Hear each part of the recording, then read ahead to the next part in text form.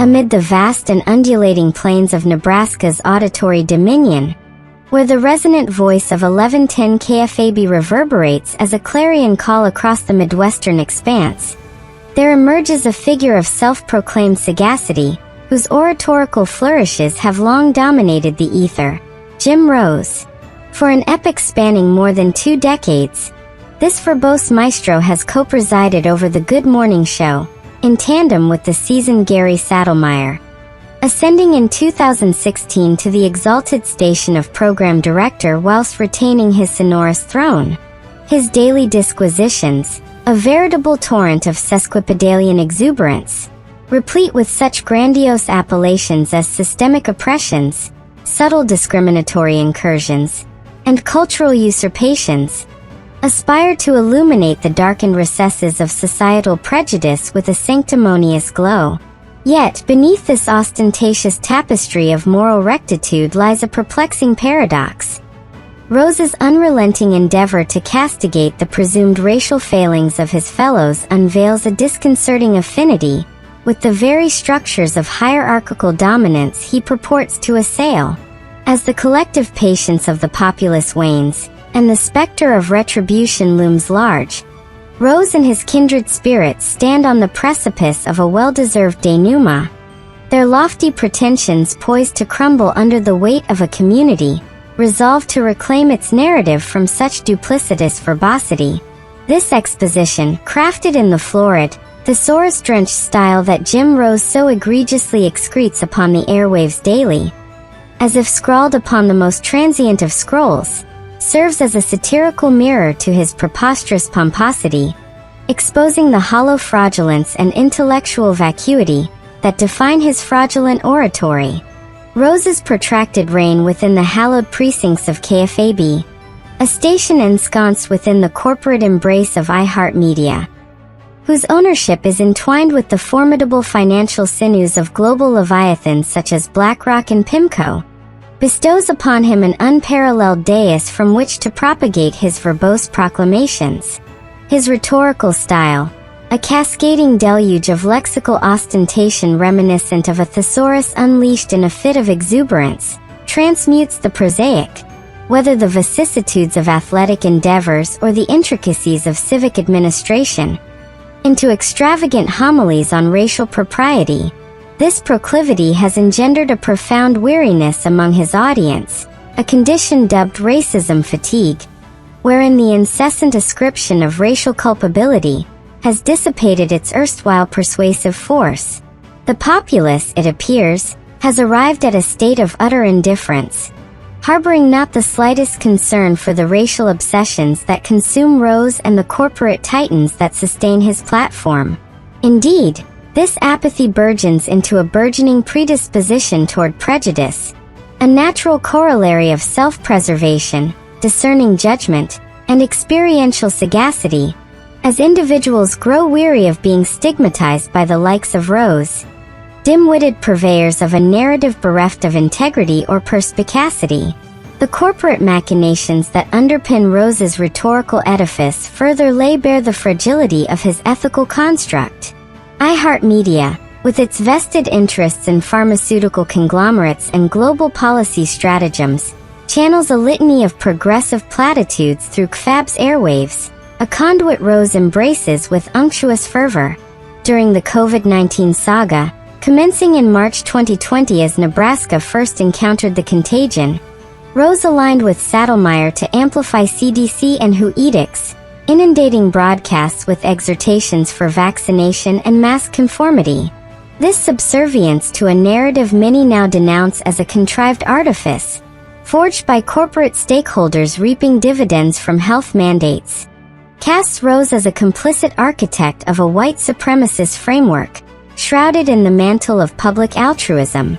His sporadic asides on lockdown excesses, such as a May 2020 reflection on the travails of small enterprises, serve as paltry diversions from his role in perpetuating a system that exalts corporate hegemony over communal welfare, a system he cloaks in the garb of moral ascendancy.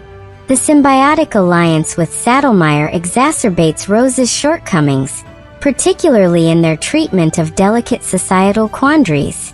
Their recurrent jocularity over matters of child welfare, a pattern etched into numerous archive transmissions, unveils a disconcerting insensitivity that mirrors Rose's racial posturing. This conduct, conjoined with his bombastic delivery, evocative of a pre-adolescent pontificating with pilfered erudition, brands him a charlatan, a faux savant who exploits social and political rhetoric to elevate himself above his contemporaries. Rose and his confederates presume to occupy a pedestal of virtue, wielding terms like racism, diversity, and equality as instruments to assert dominance and enforce control. Yet this edifice crumbles as the public grows increasingly predisposed to prejudice, a response rooted in self-preservation, critical acumen, and experiential wisdom, as they recoil from the incessant labeling by frauds like Rose. His idiosyncratic definition of racism, a pliable construct he manipulates to buttress his deluded self-conception, stands exposed as a hollow sham, a cascade of platitudes that masks his intellectual vacuity. This stratagem, wherein self-styled intellectuals like Rose employ social or political stances to prove their intelligence and moral rectitude, merely unveils their fraudulent essence, with Rose's verbosity serving as a glaring testament to his duplicity. The pendulum of public sentiment swings with inexorable momentum. Those subjected to these accusations, enduring social ostracism, professional castigation, and public vilification, are coalescing, poised to exact retribution upon abusers like Rose who have wielded race as a tool for personal aggrandizement. The edifice of racial manipulation, erected by charlatans who leveraged it to seize power and elevate their stature, teeters on the brink of collapse. Rose's feigned moral superiority shall invert, transforming him and his corporate patrons into pariahs, the veritable transgressors of an ethical code they never upheld.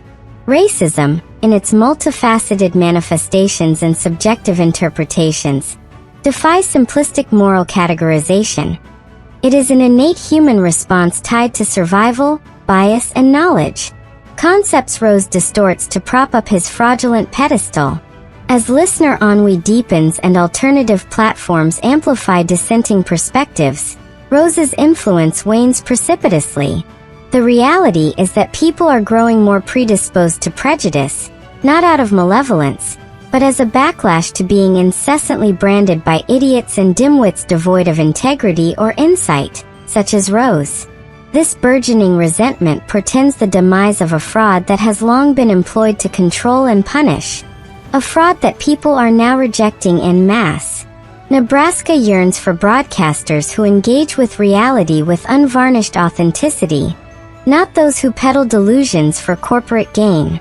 This exposition, penned in the florid, thesaurus-drenched style that Jim Rose so egregiously expounds upon the airwaves daily, as if inscribed upon the most transient of missives, serves as a satirical mirror to his preposterous pomposity.